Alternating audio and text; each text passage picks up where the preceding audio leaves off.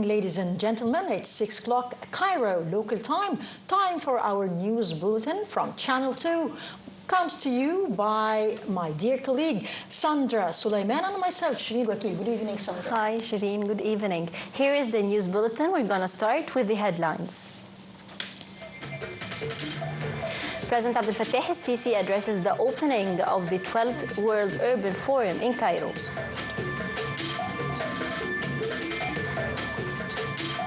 Arab League chief reviews preparations for joint Arab-Islamic summit as he meets with Palestinian president.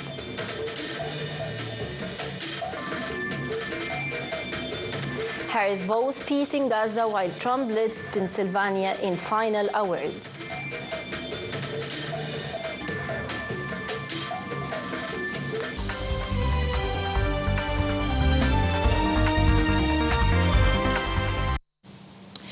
Good evening.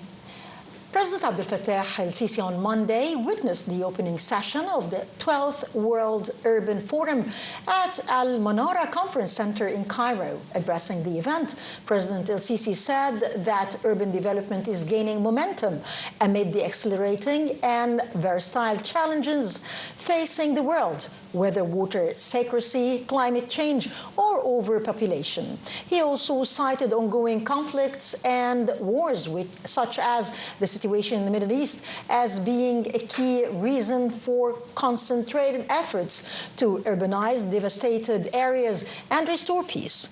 The president pressed for solving conflicts, particularly the ongoing war in Gaza, as being the best means to halt the daily humanitarian suffering of peoples and to launch reconstruction in the war-torn territory. President al-Sisi welcomed the event attendees at the new administrative capital being a perfect example of Egypt's achievements in the urban development field. To that end, he announced the launch of the national strategy for smart towns.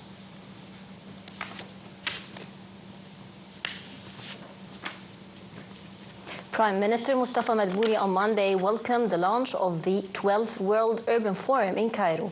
The forum, which runs through November 8th, is held under the theme "It All Starts Locally, Working Together for Sustainable Cities and Communities." Details follow. Prime Minister Mustafa Madbouli on Monday launched the 12th World Urban Forum in Cairo, which runs through November 8th under the auspices of President Abdel Fattah al-Sisi. Addressing a press conference at the launch of the World Urban Forum, the Prime Minister said the forum is the second biggest gathering organized by UN Egypt following COP27. He cited the Decent Life initiative as a success story. Meanwhile, Prime Minister Madbouli inaugurated the fair launch on the sidelines of the forum. Prime Minister Madbouli made an inspection tour in the fair accompanied by ministers of local development and housing, UN envoy for humanitarian settlements, as well as Cairo governor. The fair included sections for the participating countries in the activities of the forum with projects in the sectors of housing and urban development shown. The forum is organized by the United Nations Human Settlements Program Habitat in a collaboration with the government under the theme "It All Starts Locally, Working Together for Sustainable Cities and Communities." World leaders of cities and communities and experts are gathering to discuss urgent global urban issues such as housing crisis, climate reliance, and social equity. The forum focuses on building alliance for the implementation of the new urban agenda and the UN Sustainable Development Goals. On the sidelines of the World Urban Forum, Prime Minister Mustafa Madbouli met with Qatari Minister of Social Development and Family Mariam bint Ali bin Nasser Al Musnad. Prime Minister Madbouli expressed Egypt's readiness to cooperate with the Qatari side in various domains in a way that contributes in achieving the interests of both brotherly countries. The meeting also reviewed means of promoting bilateral relations. On her part, the Qatari minister conveyed the greetings of Qatari Emir Sheikh Tamim bin Hamad al-Thani to President Abdel Fattah al-Sisi. Also on the sidelines of the World Urban Forum, Minister of Foreign Affairs, Migration and Egyptian Expatriates, Badr Abdel-Ati, met with German Minister for Economic Cooperation and Development. Foreign Minister Abdel-Ati hailed the distinguished Egyptian-German relations in their political, economic and cultural aspects. He expressed Egypt's appreciation to Germany as one of its biggest partners that's being reflected in German contribution in the implementation of national projects in Egypt. Foreign Minister also asserted Egypt's keenness to enhance bilateral relations with Germany, especially in development, energy, renewable energy, education, and vocational training.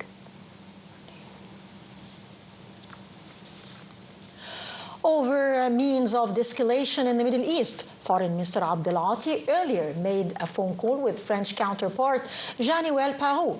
The two ministers exchanged viewpoints over the Israeli war of aggression in the Gaza Strip and Lebanon, and reviewed efforts to reach an immediate ceasefire in Lebanon. The top diplomat called also for the urgent provision of aid and relief supplies to Lebanon and the implementation of the UN Security Council Resolution 1701 by all parties. Foreign Minister Abdel-Ati and his French counterpart also reviewed efforts to reach an immediate ceasefire and to ensure unhindered access of humanitarian assistance to the Gaza Strip. Also over the Israeli aggression in Gaza and Lebanon, Minister of Foreign and Migration Badr Abdel-Ati stressed on the necessity that all parties undertake all measures to avoid escalation of violence in the region and achieve calm. During a phone call with his Iranian counterpart Abbas Arghashi, Foreign Minister Abdel-Ati reiterated Egypt's condemnation for all unilateral and provocative measures that threaten stability and security in the region. Both ministers also tackled the latest developments in Lebanon and the efforts to stop the Israeli aggression. Abdel-Ati asserted on the supremacy of the Lebanese institutions and the need to elect a consequences president without foreign interference.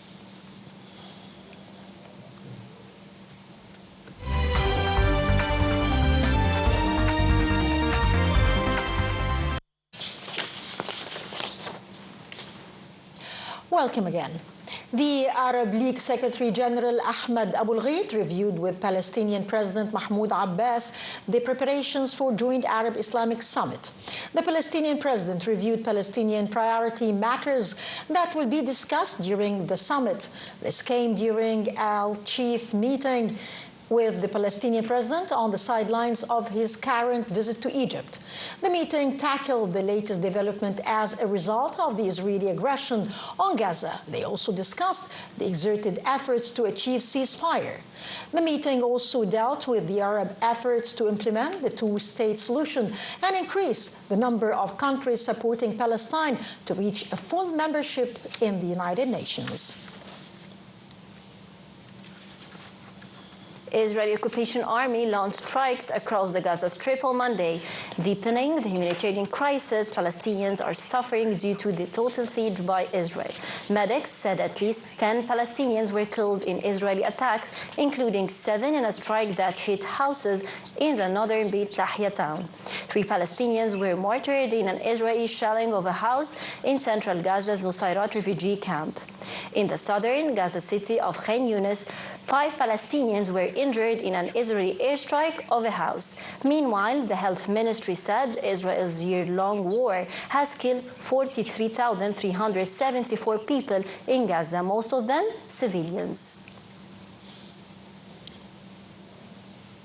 Still with the Gaza issue, where Israel said on Monday it had terminated the agreement facilitating the work of the UN Agency for Palestinian Refugees, the main aid provider in Gaza and the West Bank. It appeared to be the first step in implementing legislation passed last month that would sever ties with the agency, which Israel prevented from operating in Israel. The Israeli Foreign Ministry said in a statement that it had notified the UN of the cancellation of an agreement dating back to 1967 that facilitates UNRWA's work. Lebanese Health Ministry announced that 4 Lebanese were killed in an Israeli strike at Mashgara in eastern Lebanon. According to the official national news agency, Israeli jets also carried out strikes targeting several areas of southern Lebanon. In Beirut, near the South Lebanese city of Tyre, the NNA said rescuers were looking for people missing under the rubble after a strike on Sunday. The Israeli war of aggression in Lebanon has killed more than 1,940 people since September 23rd.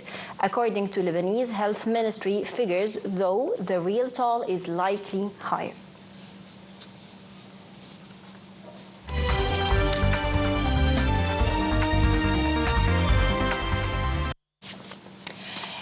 Kamala Harris courted voters angered by the Gaza war, while Donald Trump doubled down on violent rhetoric with a comment about journalists being shot as the tense U.S. election campaign entered its final hours.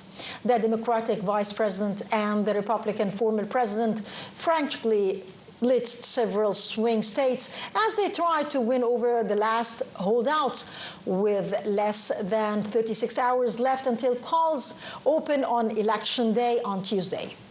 Trump predicted a landslide, while Harris told a raucous rally in must-win Michigan that we have momentum. It's on our side. The 2024 race is going down to the wire, with more key states effectively tied at this point than in any comparable election. Over 77.6 million people have cast early votes, around half of the total ballots cast in 2020.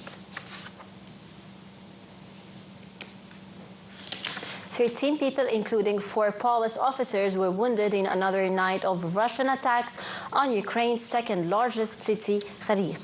Authorities said the Russian armed forces carried out massive airstrikes on Kharkiv, which lies near the Russian border, adding that residential buildings and shops were damaged. Kyiv also said a Russian cruise missile had struck the Dnipropetrovsk region.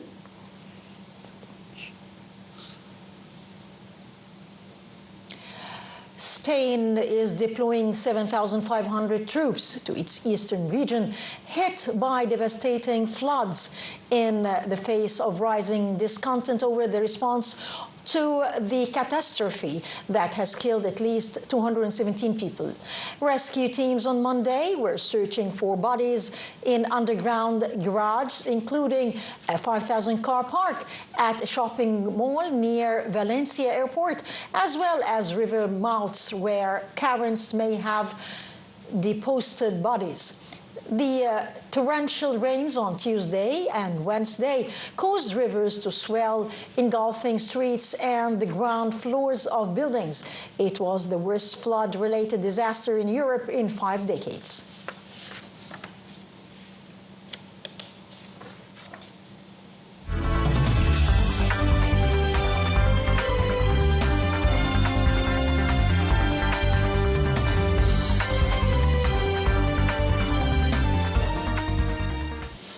Minister of Investment and Foreign Trade Engineer Hassan Al-Khatib participates in meetings of the Council for Trade Ministers of the Standing Committee for Commercial and Economic Cooperation, to be held in its 4th round in Turkey.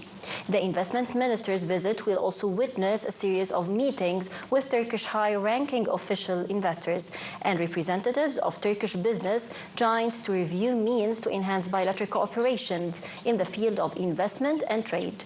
On the sidelines of the event held by the Organization of the Islamic Trade, Al-Khatib will introduce promising investment opportunities in Egypt, alongside with recent measures adopted by the government to attract more foreign investments.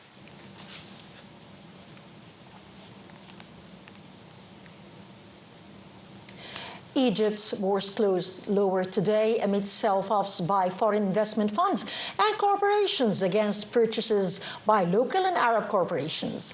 The market capital of listed companies lost £4 billion to reach £2.223 trillion at the end of transactions that stood at £14.9 billion.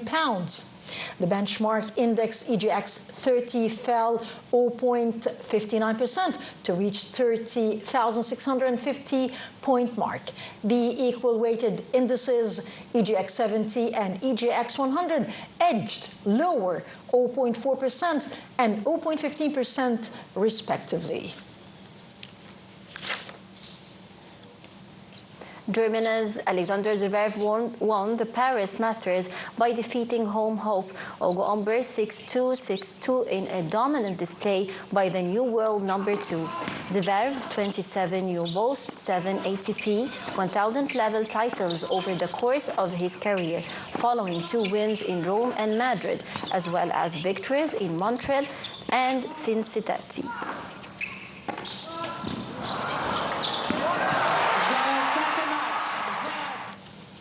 So that's the end of our news bulletin. I was so happy and delighted to have my colleague Shireen El Wakil. Thank you so much. Thank you, Sandra. Good night.